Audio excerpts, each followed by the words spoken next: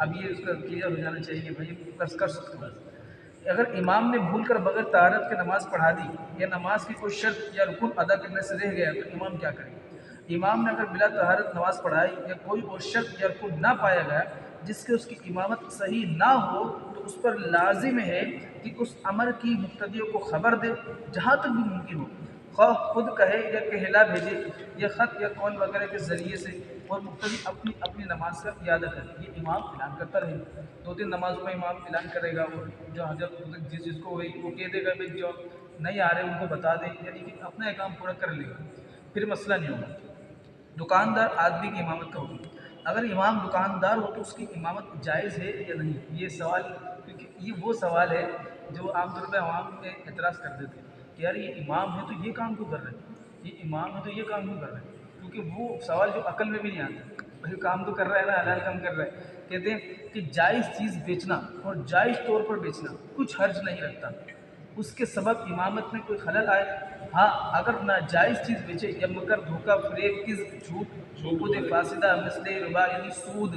وغیرہ کا ارتکاب کرے تو فاسق ہے، اور فاسق کے پیچھے نماز مکروہ ہے۔ امام پر غسل لازم ہو اور اس کو کوئی مرض ہو جس کی وجہ سے وہ غسل کیے بغیر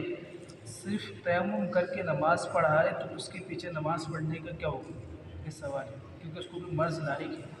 اب وہ غسل نہیں کیا، اس نے صرف تیمم کر کے نماز پڑھا لی۔ جواب دیتے ہیں کہ جسے بالفعل واقعی میں ایسا مرض موجود ہو جس میں نہانا نقصان دے گا، جس میں نہانا